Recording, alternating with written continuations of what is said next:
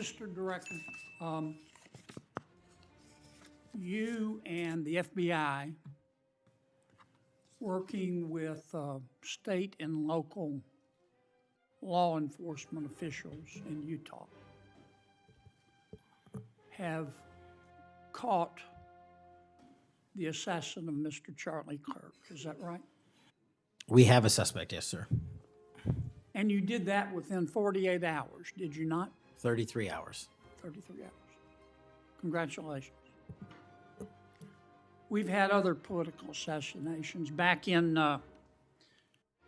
June, an assassin assassinated Representative Melissa Hoffman, Mr. Hoffman, Senator John Hoffman, and Mrs. Hoffman in Minnesota.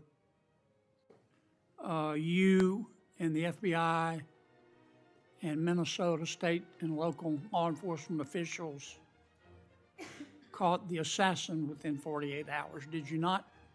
I believe that timeline's correct, Senator. Congratulations. Sometimes we miss the forest for the trees. Good work.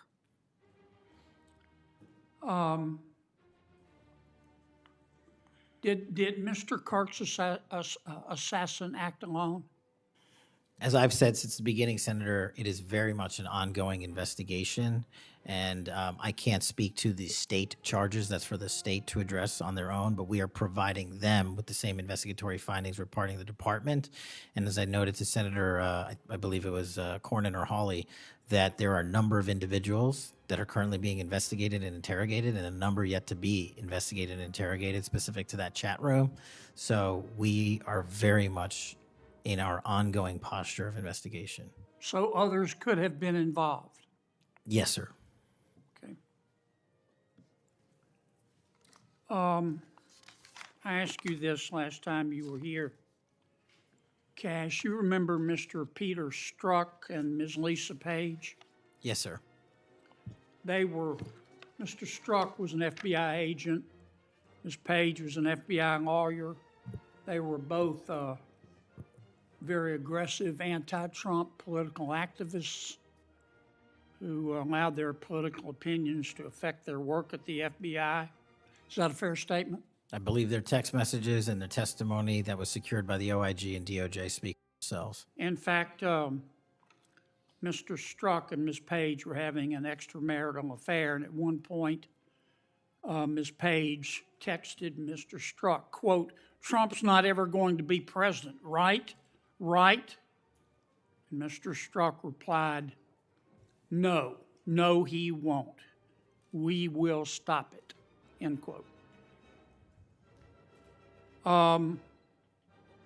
Ms. Page resigned from the FBI. Mr. Strzok was fired. They promptly sued the federal government and the FBI and Justice Department for releasing their emails, which revealed all of this.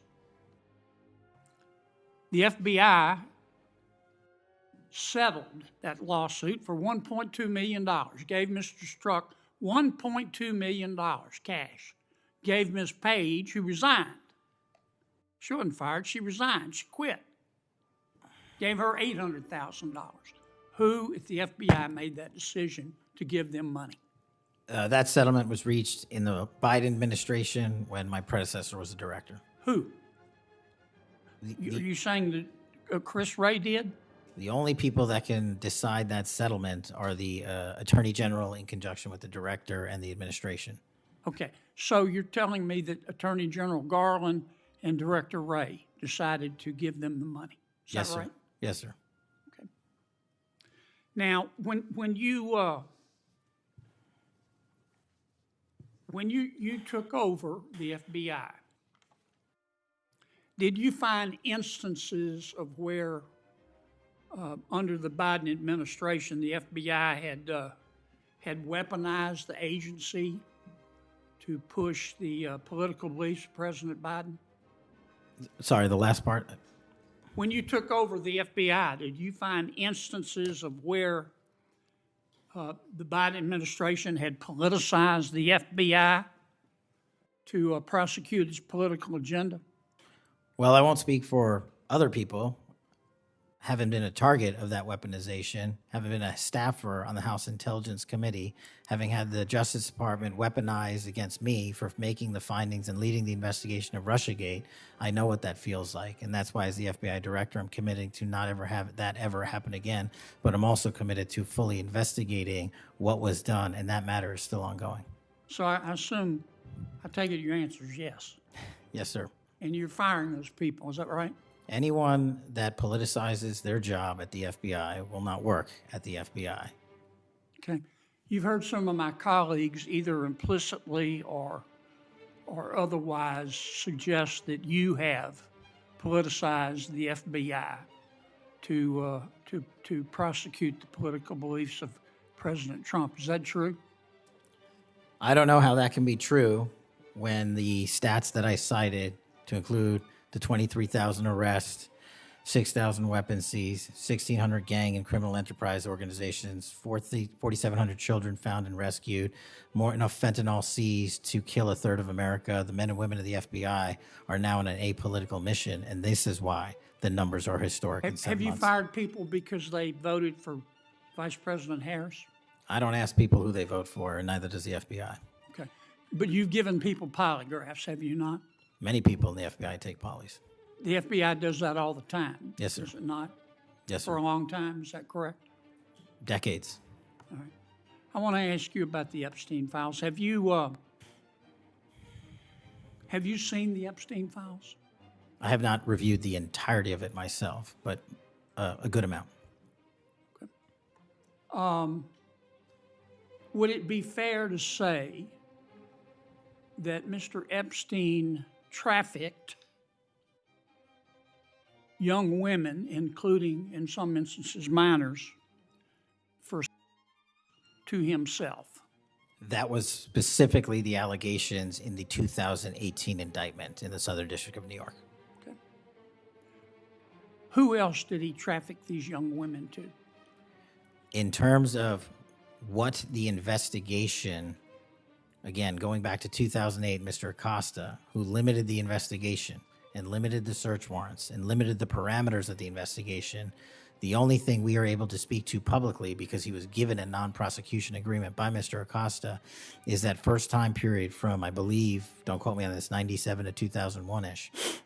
And then when the Trump administration courageously reopened it. Excuse me for interrupting, but I'm going to run out of time.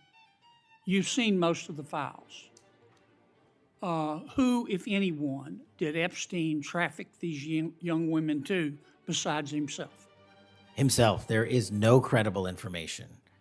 None. If there were, I would bring the case yesterday that he trafficked to other individuals. And the information we have, again, is limited. So the answer is no one For the information that we have in the files? in the case file.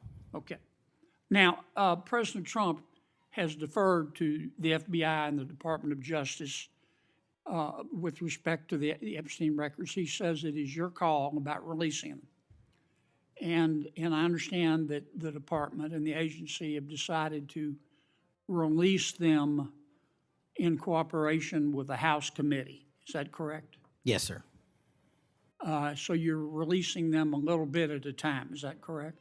We're releasing as much as we can, but we are limited by 3 different court orders, and the department went back to each of those judges to waive those court orders or have them lifted, and each of those judges declined. Will you release all of them, or at least as many as you can? We will release everything we are legally permitted to do so. We are continuing to work with the House on the subpoena request. We have substantially complied with it, but we will continue to release whatever we are legally permitted to do so. Okay. I strongly encourage you to do that, Cash. This issue's not going to go away. And I think the central question for the American people is this. They know that Epstein trafficked young women to himself. They want to know who, if anyone else, he trafficked these young women to. And that's a very fair question. I want to know that answer. And I think you're going to have to do more to satisfy the American people's understandable curiosity in that regard. Mr. Chairman, may I just respond to that? I agree, Senator. And what we have done, and just to remind folks, the Epstein case files existed in the two prior administrations, in the Obama administration and the Biden administration, and they didn't release anything. And there was President Trump in the first administration that renewed charges against Mr. Epstein. And I know it's a little complicated to understand, but what exists in the Epstein case files was a direct result of the limited search warrants from 2006 and 7, which hamstrung future investigations because of the non-prosecution agreement. And multiple administrations had the opportunity to look at the entirety of that case file and recommend prosecutions against anyone that was trafficked under Mr. Epstein and anyone that participated in that trafficking. And the only person to bring charges was the prior administration against Mr. Epstein. Now, I am not saying that others were not trafficked and others were not involved. What I am telling you is that based on the information we have, and we have continuously and publicly asked for the public to come forward with more information. If there is, we'll look at it. But based on credible information, we have released all credible information, and the information that the Department of Justice and the FBI never releases is information on investigations that are not credible. And we don't release the names of victims who weren't credible, but in the same time, we don't release the names of victims who were credible. And so that's by law. And so the information we are releasing now is historic, and it is also to the maximum capacity that the law allows. And I know that's not going to satisfy many, many, many people. But if they wanted it done right, then the investigation from its origination should have been done right, and he should not have been given a get-out-of-jail-free card to do jail on the weekends for 12 hours a day, and he should have been investigated fully for the entirety of his crime and criminal enterprise, not just from 1997 to 2001.